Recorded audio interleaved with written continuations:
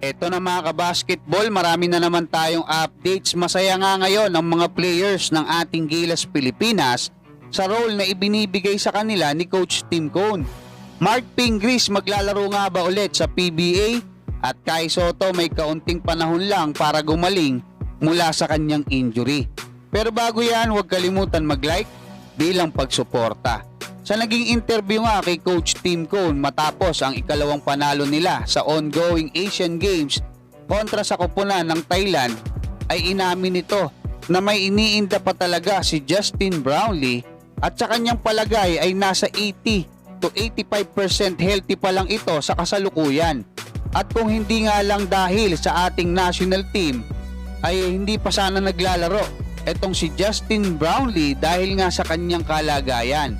Pero alam naman natin mga kabasketball kung gaano kagusto netong si Justin Brownlee na makapaglaro para sa Gilas Pilipinas kahit nga hindi pa siya yung napili doon sa nakaraang World Cup bilang naturalized player ng ating bansa. I'm sure kahit may kirot na nararamdaman etong si Justin Brownlee kasi nga kakagaling niya lang sa surgery mga kabasketball, ilang buwan pa lang yan, I'm sure masaya siya diyan nga sa kanyang paglalaro sa Asian Games. Syempre bitbit ang bandila ng Pilipinas.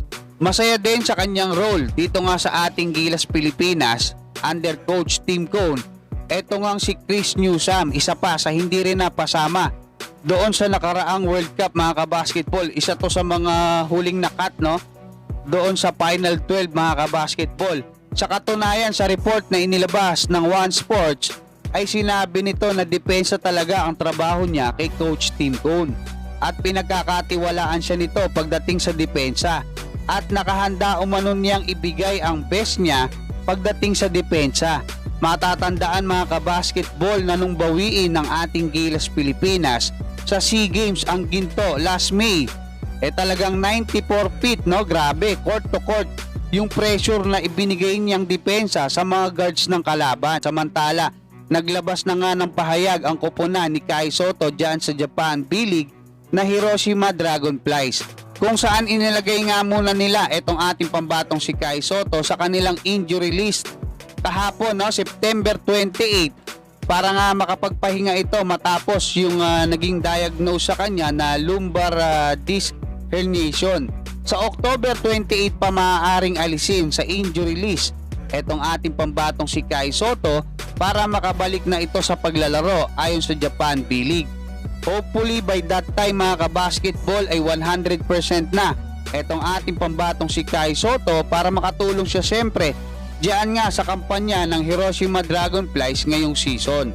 Sa report naman na inilabas ng Spin.ph mga kabasketball ay nag-offer etong PBA team owner na si Joseldo C sa dating Gilas Pilipinas star forward na si Mark Pingris para maging mentor ng mga big man ng Blackwater o yung tinatawag nilang big man's coach.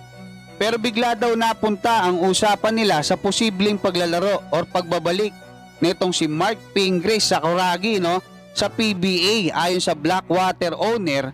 Ayon naman kay Mark Pingris mga kabasketball, kung sakali na makakasama siya sa lineup ng Blackwater ay magpapakondisyon muna siya ng gusto sa loob ng isang buwan bago magsimula ang PBA season. Hanggang dyan muna mga kabasketball, maraming salamat at God bless sa inyong lahat.